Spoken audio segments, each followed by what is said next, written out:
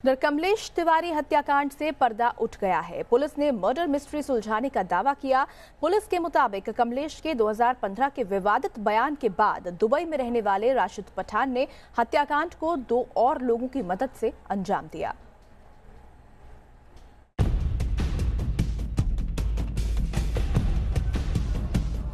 चौबीस घंटे में सुलझी कमलेश तिवारी की मर्डर मिस्ट्री। दुबई में रची गई थी हत्या की साजिश। सूरत में तैयार हुआ मर्डर का प्लान। लखनऊ में हुई कमलेश तिवारी की हत्या की गुत्थी पुलिस ने सुलझाने का दावा किया है। ताबड़तोड़ गिरफ्तारियों ने यह साबित कर दिया है कि इस हत्याकांड की जड़ें काफी गहरी थीं। कमलेश तिवारी हत्याकांड में 3 आरोपियों को सूरत से, 1 आरोपी को नागपुर से गिरफ्तार किया गया है। वहीं कमलेश के सिर पर इनाम रखने वाले 2 मौलानाओं को बिजनौर से हिरासत में लिया गया है। हिंदू समाज पार्टी के अध्यक्ष कमलेश तिवारी की हत्या की वजह का खुलासा भी पुलिस ने किया है। 2015 के जो बयान थे मृतक के, जिसमें उन्होंने कुछ ऑब्जेक्शनेबल चीज कहा था, जो वीडियो में भी वायरल हुआ। उसके बाद मौलाना ने ये कहा कि ये वाजिबदार कत्ल होना चाहिए और इसे मारने की जरूरत है। पुलिस ने बताया कि आरोपी फैजान पठान ने सूरत की एक दुकान से मिठाई खरीदी थी। इसी मिठाई के डिब्बे में हथियार को छुपाकर लाया गया था। मिठाई के इसी डिब्बे की मदद से यूपी पुलिस और गुजरात एटीएस ने आरोपियों को धर दबोचा। इसके साथ ही नागपुर एटीएस ने भी एक शख्स सैयद आसिम अली को इस सिलसिले में गिरफ्तार किया है। आसिम अली ने यूट्यूब पर कमलेश तिवारी को धमकी दी थी। वहीं रविवार को सीएम योगी के कमलेश तिवारी के परिवार से मुलाकात के आश्वासन के बाद सीतापुर में कमलेश तिवारी का अंतिम संस्कार किया गया। परिवार के लोग बहुत देर तक डिमांड करते रहे कि मुख्यमंत्री आएंगे तभी अंतिम संस्कार किया जाएगा। हालांकि आला अधिकारी यहाँ पर मौके पर पहुँचे, लखनऊ के आईजी पहुँचे, लखनऊ के कमिश्नर पहुँचे। उन्होंने परिवार को समझाया और उनकी तमाम बातें मानने का भरोसा दिया और ये भी कहा कि मुख्यमंत्री उनसे स्वयं लखनऊ में मुलाकात करेंगे। इसके बाद परिवार अंतिम संस्कार के लिए राजी हुआ। सीएम योगी ने इस हत्याकांड को साजिश करार दिया। इसमें कुछ लोगों को हिरासत में लिया गया है, जिनमें 3 लोगों को गुजरात में और 2 लोगों को उत्तर प्रदेश में। शेष अन्य लोगों के खिलाफ प्रभावी कार्रवाई करने की तैयारी चल रही है। लगातार दबिशें दी जा रही हैं, लेकिन भय और दहशत का माहौल पैदा करने वाले जो भी तत्व होंगे, सख्ती के साथ उनके मंसूबों को कुचल करके रख देंगे। जाहिर है एक बड़ी साजिश के तहत कमलेश तिवारी की हत्या को अंजाम दिया गया। माना यह जा रहा है कि आरोपियों की गिरफ्तारी के बाद उनसे पूछताछ में कुछ और बड़े खुलासे हो सकते हैं। हालांकि इस पूरे मामले में कमलेश के परिवार ने यूपी पुलिस की कार्यप्रणाली पर भी सवाल उठाए हैं, खासकर कमलेश की सुरक्षा में बरती गई कोताही को लेकर। अब सरकार की तरफ से तिवारी के परिवार को सुरक्षा, उनके बेटे को सरकारी नौकरी और लखनऊ में आवास देने का भरोसा दिया गया है। Team news nation. और अब बात पीएम मोदी और उनके विदेश दौरे से जुड़ी। मीडिया रिपोर्ट्स के मुताबिक पीएम मोदी ने इस महीने के आखिर में प्रस्तावित अपनी तुर्की यात्रा रद्द कर दी है। माना जा रहा है कि तुर्की के हिंदुस्तान विरोधी रुख की वजह से पीएम ने यह फैसला लिया है।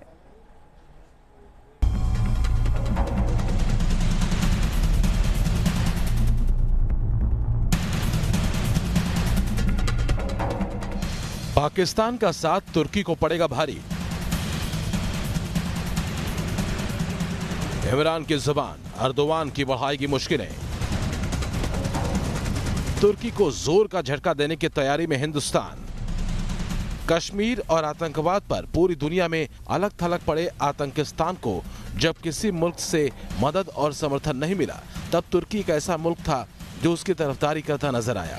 तुर्की के राष्ट्रपति रिजेप तैयब अर्दोवान पाकिस्तान की जुबान बोलते दिखे। बताया जा रहा है कि इससे मोदी सरकार बेहद खफा है और तुर्की के खिलाफ जल्द ही कई बड़े कदम उठाने की तैयारी में भी है।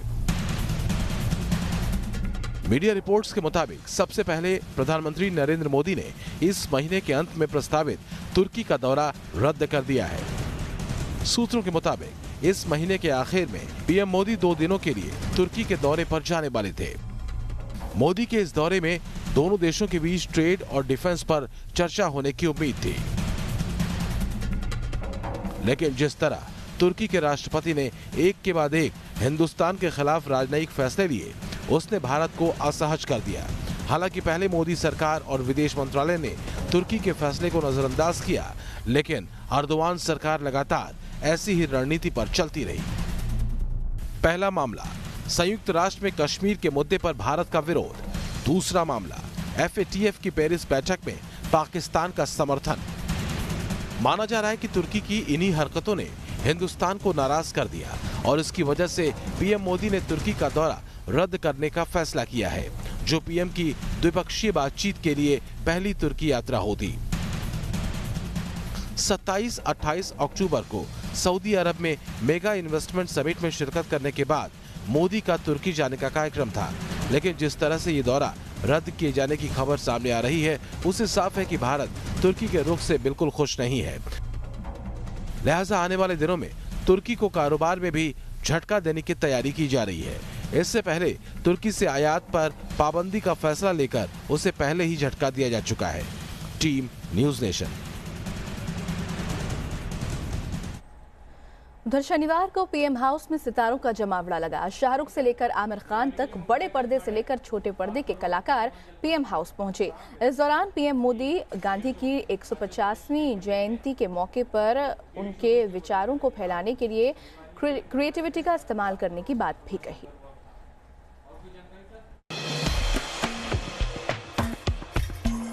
महात्मा गांधी के विचारों पर महामुलाकात। प्रधानमंत्री मोदी से मिले बॉलीवुड के सितारे। एक साथ आए आमिर, शाहरुख और सलमान। महात्मा गांधी की 150वीं जयंती वर्ष को लेकर प्रधानमंत्री नरेंद्र मोदी ने शनिवार को बॉलीवुड की दिग्गज हस्तियों से मुलाकात की। कार्यक्रम में आमिर खान, शाहरुख खान, कंगना रनौत समेत कई फिल्मी सितारे शामिल हुए। पीएम हाउस में हुई मुलाकात में पीएम मोदी ने महात्मा गांधी के विचारों पर विस्तार से चर्चा की।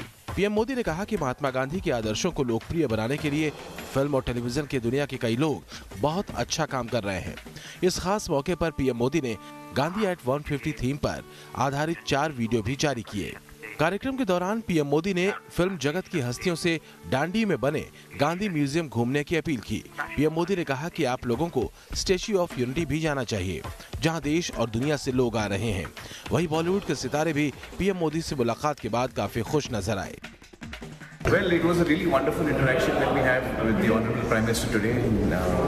It was lovely to hear his thoughts, and he was very inspiring, very warm, and very deep in what he had to say. What did you think? No, I also feel the fact that film industry can get self-obsessed, and it's important that we create work which sends out messages. And it does not mean that film should only be about messages, but in an engaging and entertaining manner, if we can involve everybody. And I think this kind of interaction was really good. Yes.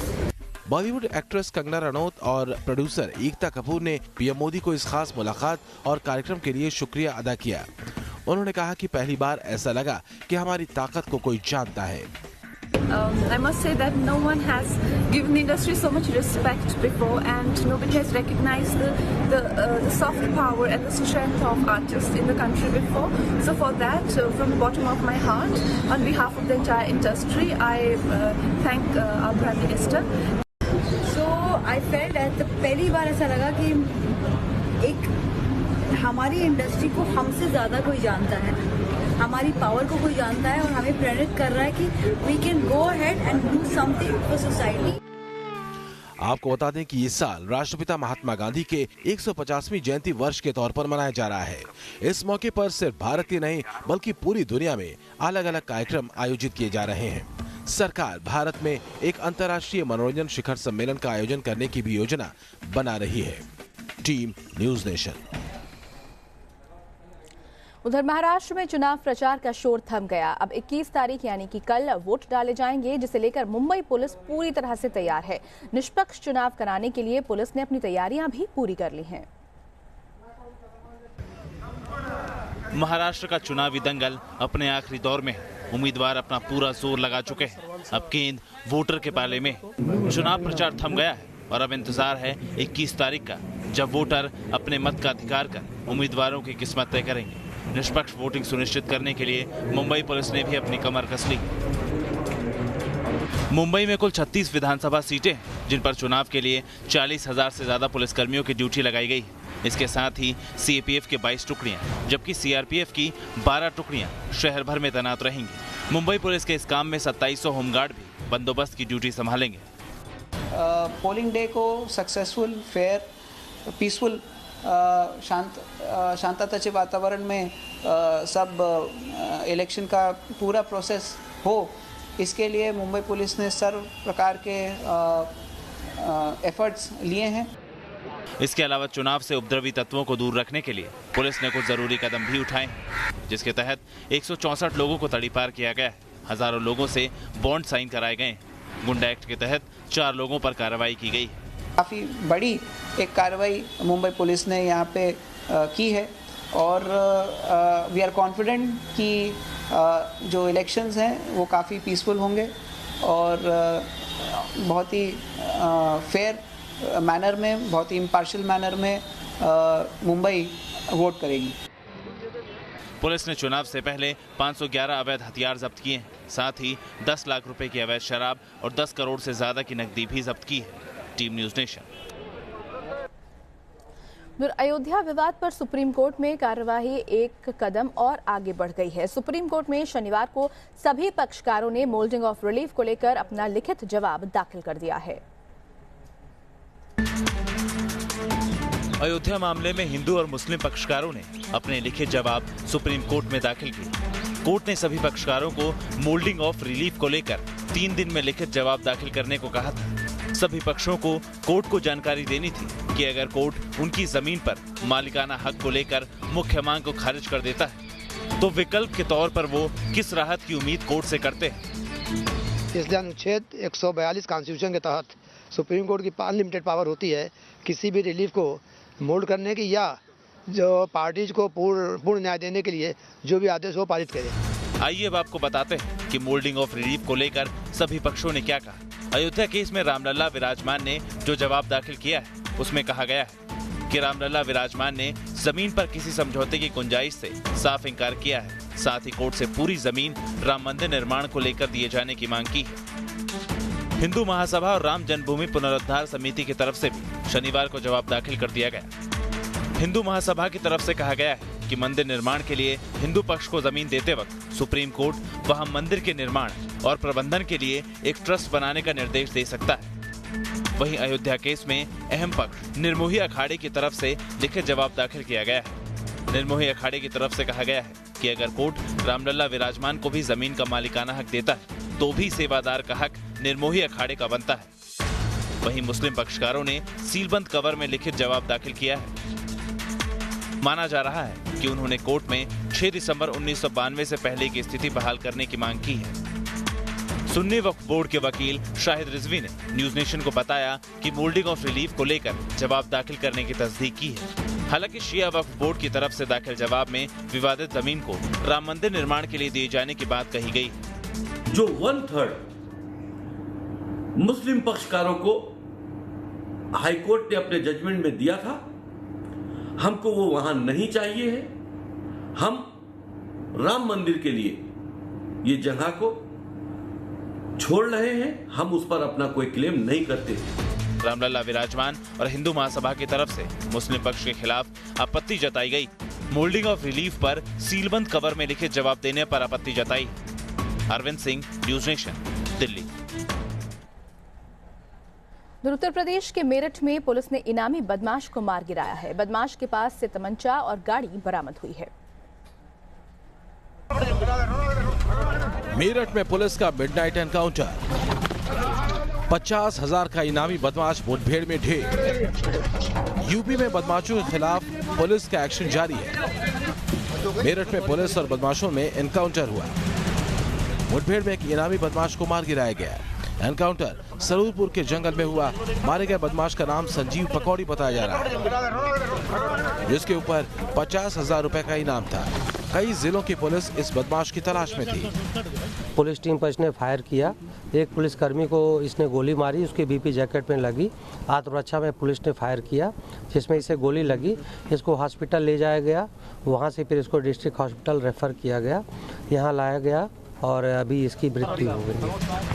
बदमाश के पास से police ने कारतूस, तमंचा और गाड़ी बरामद की है।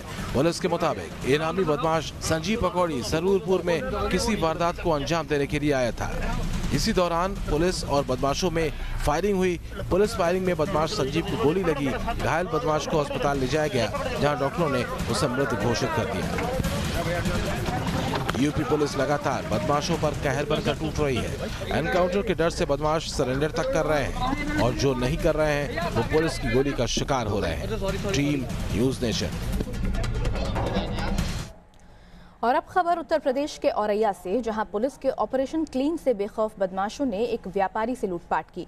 सराफा व्यापारी से लुटेरे करीब 1 लाख रुपए लूटकर फरार हो गए। लूट की वारदात से सहमा औरैया, बंदूक की नोक पर लाखों की लूट। उत्तर प्रदेश में जहां एक तरफ पुलिस प्रशासन बेखौफ बदमाशों पर लगाम लगाने के लिए ऑपरेशन क्लीन चला रही है, वहीं औरैया में बदमाशों पर ऑपरेशन क्लीन का कोई असर नहीं दिख रहा है। मामला यूपी के औरैया जनपद का है, जहां बंदूक की नोक पर बदमाशों ने सराफा व्यापारी से लूट को अंजाम दिया। जब सराफा व्यापारी देर रात दुकान बंद करके घर जा रहे थे, तभी घात लगाए बाइक सवार बदमाशों ने व्यापारी पर हमला कर दिया और बंदूक तानकर व्यापारी से लगभग 1 लाख रुपए की ज्वेलरी और नकदी लूटकर चंपत हो गए। पे हम लोग आगे कार्रवाई कर रहे हैं। ऑलरेडी 4 टीमों का गठन हो गया है।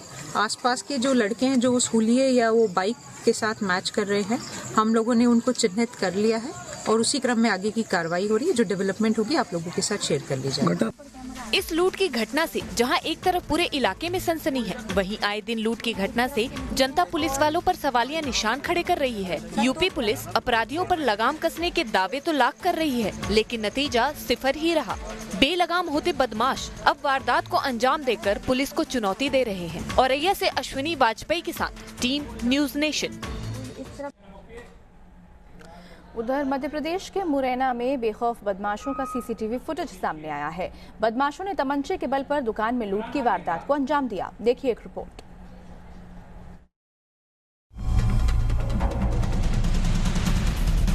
मध्य प्रदेश के मुरैना की ये तस्वीर हैरान करने वाली है।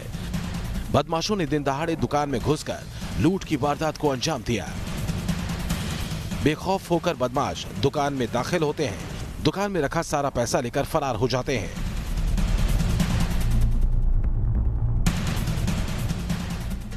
लूटपाट की पूरी वारदात सीसीटीवी में कैद हुई है, जिसमें 4 बदमाश दिखाई दे रहे हैं। बदमाशों ने पूरी प्लानिंग के साथ लूट की वारदात को अंजाम दिया। एक एक कर बदमाश दुकान के अंदर दाखिल हुए। अगले ही पल जैसे ही एक ग्राहक दवाई लेकर दुकान के बाहर निकला, एक बदमाश ने दुकानदार पर पिस्टल तान दी। बेखौफ अंदाज में तमंचा दिखाकर उसे चुप करा दिया गया और दुकान के गल्ले से सारा पैसा लेकर वो फरार हो जाते हैं। दुकानदार के मुताबिक गल्ले में 1 लाख रुपए रखा था, जिससे बदमाश लूट कर ले गए। पहले मेरे पास एक जना आया था, 5 रुपए सिगरेट की गोली मांगी उन्होंने। मैं डिब्बा लेने घर में घुमा तो एक जना अंदर आ गया। उन्होंने कट्टा छाती पे रख दिया मेरी में, गल्ला दो गल्ला दो। गल्ला खोल के उन्होंने पूरे पैसे निकाल के ले गए। कितने पैसे होंगे? 1 लाख रुपए का। 1 लाख रुपए? हाँ जी। तो इतना पैसा क्यों रखा था गल्ले में? पेमेंट आता है, लगाने वाले आते हैं ना शनिवार। कितने लोग थे वो? 4 लोग थे सर। घटना के बाद पुलिस ने सीसीटीवी फुटेज के आधार पर बदमाशों की तलाश शुरू कर दी है, लेकिन अब तक उनका सुराग नहीं मिल पाया है। Team news nation. PMC customers की मुश्किलें कम होने का नाम नहीं ले रही हैं। शनिवार को बैंक के परेशान खाता धारकों ने आरबीआई के सामने प्रदर्शन किया।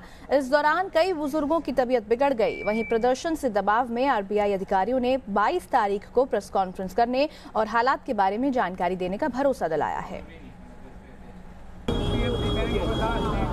पीएमसी खाता धारकों का आरबीआई के खिलाफ हल्ला बोल। मुंबई में मुख्यालय के सामने प्रदर्शन। आरबीआई और पीएमसी के खिलाफ नारेबाजी।